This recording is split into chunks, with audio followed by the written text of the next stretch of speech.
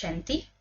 आज 2 मार्च 2022 के साकार परमात्म मधुर महावाक्य ज्ञान के सागर प्यारे पिता परमात्मा बच्चों से कहते हैं, मीठे बच्चे, तुम्हें निश्चय है कि हम संगम युग पर भविष्य की कमाई के लिए पढ़ते हैं।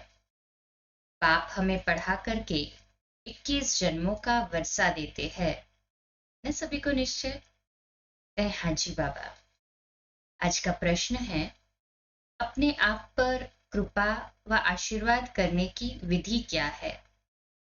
बाबा उत्तर देते हैं, अपने आप पर कृपा व आशीर्वाद करने के लिए बाप की पढ़ाई रोज पढ़ते रहो। कभी भी संगदोष में आकर पढ़ाई में गफलत नहीं करो। जो सदा श्रीमत पर चलते हैं वह अपने आप पर कृपा करते हैं। उन्हें बाप की भी आशीर्वाद मिलती रहती है। मिल रही है ना हमें बाबा की आशीर्वाद श्रीमत पर चलने से? कहें हाँ जी बाबा। आज का गीत है, मैं एक नन्हा सा बच्चा हूं। ओम शांति। शिव भगवान उवाच, जब मनुष्य गीता सुनाते हैं तो हमेशा कहते हैं, साकार कृष्ण भगवान उवाच। बाप आकर समझाते हैं कि तुमको अब मैं राजाई प्राप्त करा रहा हूं इस राजयोग और ज्ञान द्वारा। कृष्ण तो था ही सतयुग का प्रिंस। मुख्य है यह भूल गीता में। तुम बच्चे जानते हो, शिव भगवान हमको पढ़ा रहे हैं इस शरीर द्वारा, ब्रह्मा के रथ द्वारा पढ़ा रहे हैं। हाँ जी बाबा। शिव जयंती भी गाई जाती है, यूं भी जन्मदिन मनाया जाता है। आत्मा का तो एक ही नाम चला आता है। बाप कहते हैं, मैं गर्भ से जन्म नहीं लेता हूं, मैं साधारण शरीर में प्रवेश करता हूं। आत्मा जब शरीर में प्रवेश करती है तो अंदर चूरपुर करती है। मालूम पड़ता है अंदर आत्मा ने प्रवेश किया है। बच्चे के ऑर्गन्स चलने लगते हैं। यह बात अच्छी रीति समझनी है। और जो भी मनुष्य सुनाते हैं वह कब ऐसे नहीं कहते कि हम आत्मा तुमको समझाते हैं। वह प्रसिद्ध है शरीर से। यह बाबा तो विचित्र है, इनको अपना शरीर ही नहीं है। शिव बाबा को तो अपना शरीर नहीं है ना। शरीरधारी को कभी भगवान नहीं कहना चाहिए। स्थूल व सूक्ष्म कोई भी हो, आत्मा इन ऑर्गन्स द्वारा याद करती है। करते हैं ना शिव बाबा को याद ऑर्गन्स द्वारा ही। हाँ जी बाबा।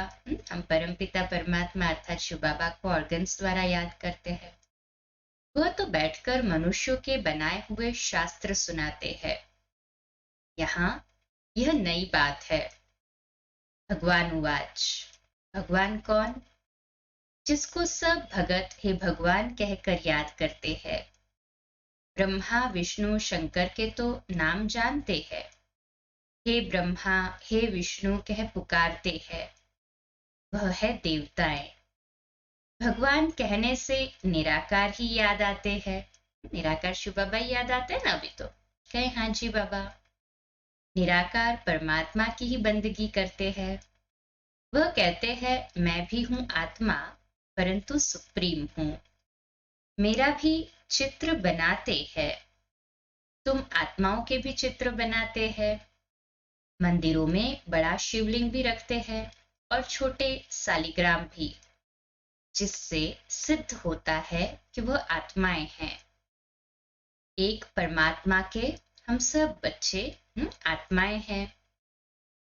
बाप हमेशा बच्चों से बड़ा होता है, इसलिए बड़ा लिंग बनाते हैं। सालिग्राम बनाते हैं छोटे छोटे, और शिव बाबा का बड़े लिंग के रूप में। वास्तव में मैं कोई सालिग्राम बड़ा नहीं हूं। वास्तव में तो सेम साइज है ना, परंतु वो एक क्वालिटी दिखाते हैं। आत्मा साइज में छोटी बड़ी नहीं होती है। मनुष्य छोटा बड़ा होता है, बाकी आत्मा जैसे तेरी वैसे मेरी, पर मेरी आत्मा परम है, परे ते परे परम धाम में रहने वाली है। ऊंचे ते ऊंचा परमपिता परमात्मा मनुष्य सृष्टि का बीज रूप है। बीज रचयिता को कहा जाता है।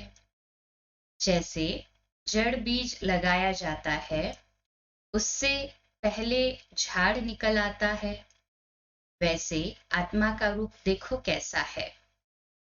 शरीर का कितना विस्तार है। तो पहले नई बात यह है कि यहाँ परमात्मा बाप पढ़ाते हैं। ऊंचे ते ऊंच भगवान उवाच तो जरूर इम्तिहान भी ऊंचे ते ऊंचा होगा ना। भगवान कहते हैं मैं तुमको राजयोग सिखलाता हूं, जिससे भविष्य 21 जन्मों के लिए तुमको देवता बनाता हूं। बन रहे हैं ना सभी देवता, हाथ ऊपर करे। फिर उनमें तुम सूर्यवंशी बनो व चंद्रवंशी बनो। मर्तबे तो बहुत है ना। यह सारी राजधानी स्थापन होती है। यह है संगम युग। बाप समझाते हैं कि तुम इस जन्म के लिए नहीं पढ़ते, यह है भविष्य की कमाई। और जो कुछ भी करते हैं वह सब इस जन्म के लिए। मनुष्य समझते हैं आगे का अभी क्यों सोचे, जो होगा देखा जाएगा। तुम बच्चे निश्चय करते हो हम अगले जन्म जन्मांतर के लिए पढ़ते हैं। बाप आने वाले 21 जन्मों का वर्षा देते हैं। इस निश्चय से तुम पढ़ते हो। बिगर निश्चय कोई यहाँ बैठ न सके। यहाँ कोई पंडित आदि नहीं पढ़ाते हैं, परंतु निराकार भगवान पढ़ाते हैं। आत्मा को खुशी होती है कि हमको बेहद का बाप पढ़ाते हैं। इनको अपना मनुष्य तन तो है नहीं ना।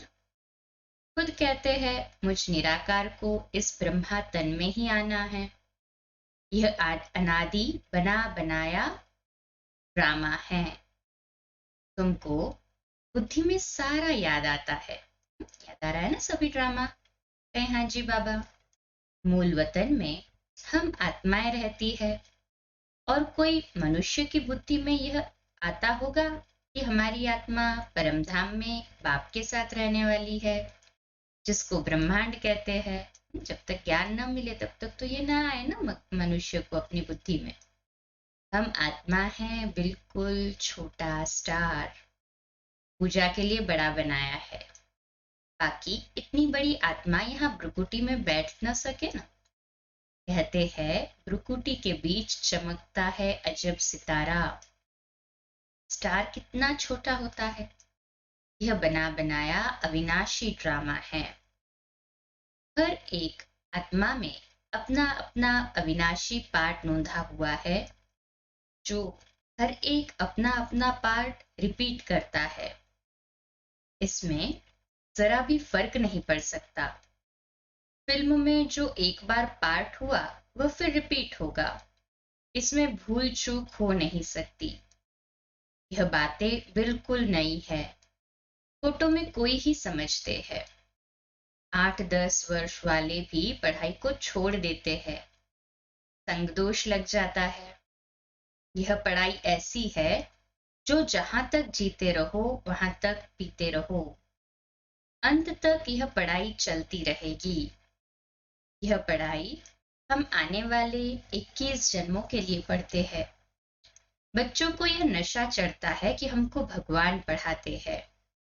कोई राजा का बच्चा हो और राजा ही बैठ उनको पढ़ावे तो कहेंगे हमारा बाबा महाराज हमको पढ़ाते हैं। यहाँ है पतित पावन बाप जो हमको पढ़ाते हैं। है ना निश्चय सभी को। है हाँ जी बाबा। राजयोग सिखाते हैं। अंदर सदैव बहुत खुशी रहनी चाहिए। हम गॉडली स्टूडेंट गॉड फादर परमपिता परमात्मा से स्वर्ग का राज्य ले रहे हैं। कितनी सहज बात है। परंतु इस पढ़ाई में माया के विघ्न भी बहुत पड़ते हैं। चलते चलते पढ़ाई को छोड़ भी देते हैं। यह रूहानी पढ़ाई रोज पढ़नी पड़े। इसके लिए ही यह टेप आदि का प्रबंध रखा है। मनुष्य पढ़ने के लिए अमेरिका, लंदन भी जाते हैं। यहाँ तो घर में रहने वाले पूरा नहीं पढ़ते, समझते नहीं कि परमात्मा हमको राजयोग सिखला रहे हैं। भगवान जो त्रिलोकीनाथ है, वर्ल्ड ऑलमाइटी है, लिबरेटर है, गाइड है, उनकी महिमा देखो कितनी है। परंतु पाप को तुम्हारे में भी कोई विरले जानते हैं। इस समय तुम गुप्त हो। तुम जानते हो हम मूल वतन के रहने वाले हैं, फिर सूक्ष्म वतन भी है। उस सूक्ष्म वतन में बच्चियां जाती है। मनुष्य साक्षात्कार करते हैं, तुम तो प्रैक्टिकल में जाते हो। सूक्ष्म वतन में तुम ब्राह्मण और देवताओं का मिलन होता है। वह है ब्राह्मण और देवताओं का संगम। यह है ब्राह्मण और क्षत्रियों का संगम। वहां भोग लेकर जाते हो।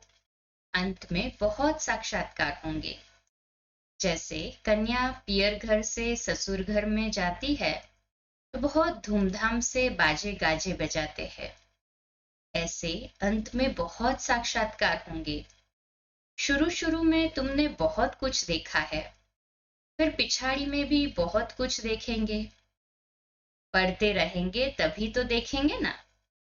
अगर कोई का कर्म बंधन नहीं है तो पढ़ाई पर पूरा ध्यान देना है। कोई मर जाता है, समझा जाता है, अब यह अच्छी तरह से पढ़ सकेंगे क्योंकि बंधन छूट गया। अब खूब पुरुषार्थ करो, अच्छा पद पाओ। यह नॉलेज बड़ी वंडरफुल है। बाप बैठ बच्चों को समझाते हैं, कहते हैं बच्चे अब गफलत मत करो। माया तुम्हारा दीवा झट बुझा देगी, इसलिए बाप को अच्छी तरह याद करना है और पढ़ना है। जब तक यहाँ बैठे हो तो डायरेक्ट सुनने से नशा चढ़ता है ना। कहे हाँ जी बाबा, परंतु बाहर जाने से कम तो नहीं होता। बाबा जी कह रहे बाहर गए तो नशा गुम हो जाता है। जैसा संग वैसा रंग लग जाता है। बंधन नहीं है तो बैठ पढ़े और पढ़ाए। चित्र बहुत अच्छे बने हुए हैं। बाबा युक्तियां रच रहे हैं। गावड़े वाले कैसे सीखे? यह तो स्लाइड से भी सीख सकते हैं। दिन प्रतिदिन इंस्ट्रूमेंट्स होते रहते हैं, इम्प्रूवमेंट्स बढ़ते जाते हैं ना दिन प्रतिदिन। तो बाबा कहते दिन प्रतिदिन इम्प्रूवमेंट्स तो होती ही रहती है। तुम्हारी बुद्धि में सारा दिन स्वदर्शन चक्र फिरना चाहिए। अटेंशन फिरता है, बुद्धि में होगा तब तो किसको समझाएंगे ना।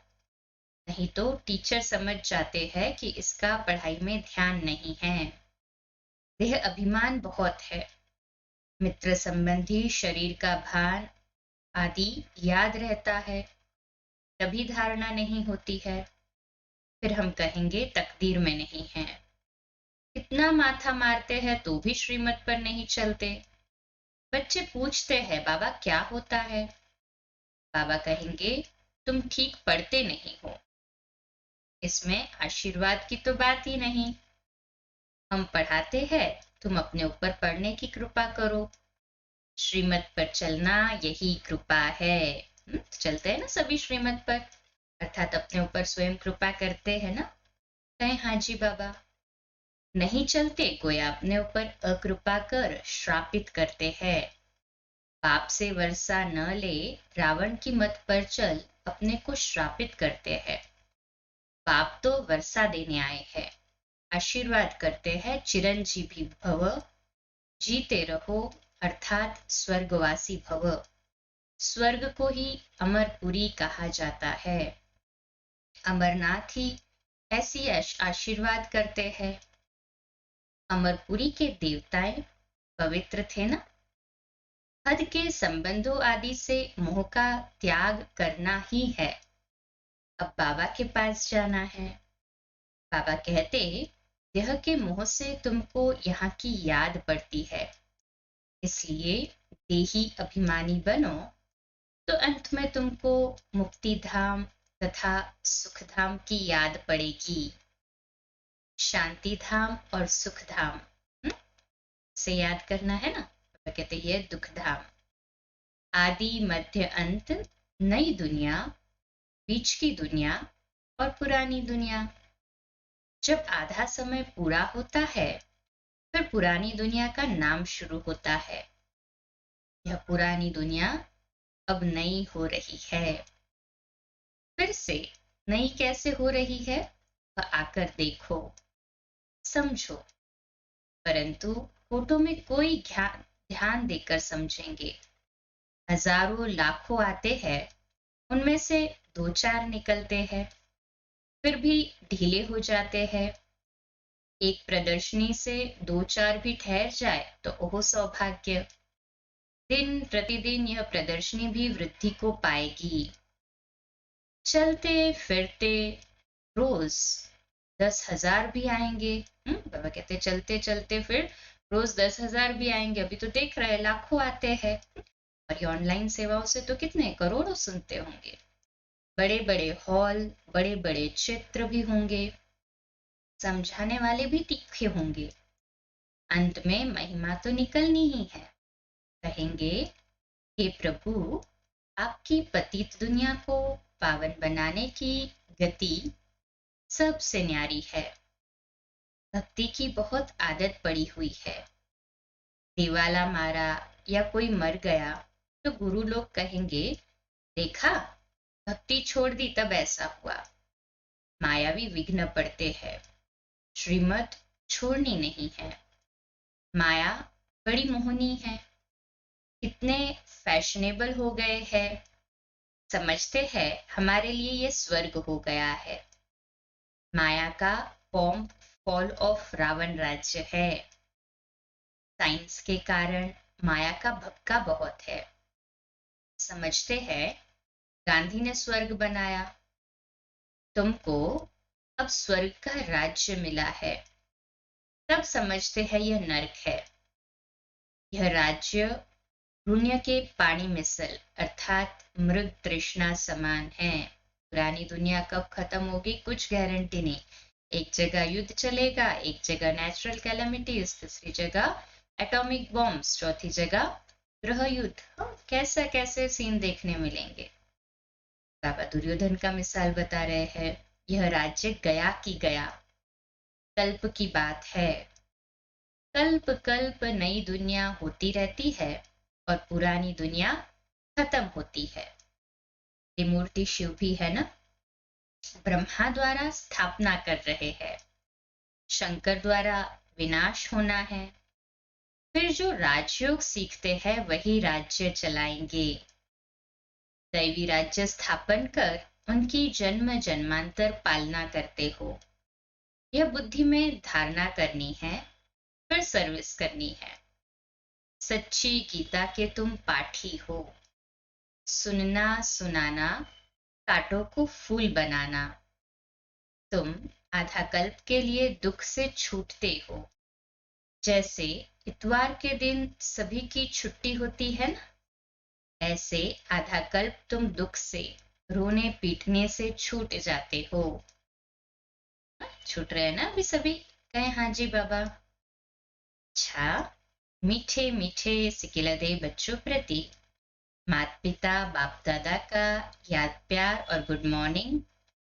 रूहानी बाप की रूहानी बच्चों को नमस्ते। हम रूहानी बच्चों की रूहानी माता पिता बाप दादा को याद प्यार, गुड मॉर्निंग और नमस्ते। वाह बाबा वाह, शुक्रिया बाबा शुक्रिया। धारणा के लिए मुख्य सार है, पहली पॉइंट, कर्म बंधन से मुक्त हो रूहानी पढ़ाई रोज पढ़नी है। जहां तक जीना है पढ़ाई जरूर पढ़नी है। दूसरी पॉइंट, पद के संबंधों व देह से मोह का त्याग कर अपने शांति धाम और सुख धाम को याद करना है। संग दोष से अपनी संभाल करनी है। कर रहे हैं ना हम सभी संग दोष से स्वयं की संभाल। कहे हाँ जी बाबा। अच्छा, आज का मीठा मीठा वरदान है, मन बुद्धि संस्कार व सर्व कर्मेंद्रियों को नीति प्रमाण चलाने वाले स्वराज्य अधिकारी भव।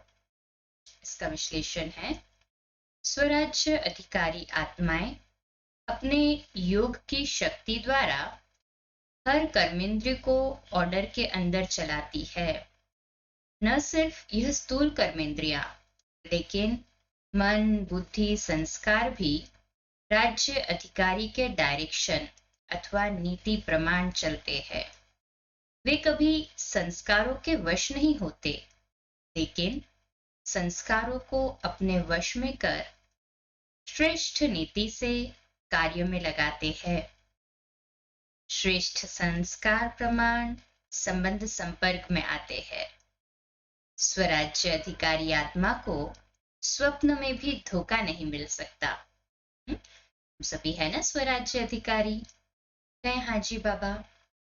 आज का स्लोगन है, निर्माणता की विशेषता को धारण कर लो तो सफलता मिलती रहेगी। कौन सी विशेषता को धारण करना है सफलता के लिए? बाबा ने कहा निर्माणता की, अर्थात की बिल्कुल ही देही अभिमानी होकर, जैसे बाबा परमात्मा विश्व का रचयिता है, परंतु कितना निर्माण है कि सभी को नमस्ते करता है। तो हम भी दिल से निर्माण बने। निर्माणता की विशेषता को धारण कर लो, सफलता मिलती रहेगी। आज का हमारा स्वमान लिखने के लिए और अभ्यास करने के लिए है, मैं स्वराज्य अधिकारी हूं। मैं स्वराज्य अधिकारी हूं। अच्छा, कम बोलो, धीरे बोलो, मीठा बोलो, सत्य बोलो, सोच समझकर बोलो। निमित्त भाव, निर्माण भाव, निर्मल वाणी। ओम शांति।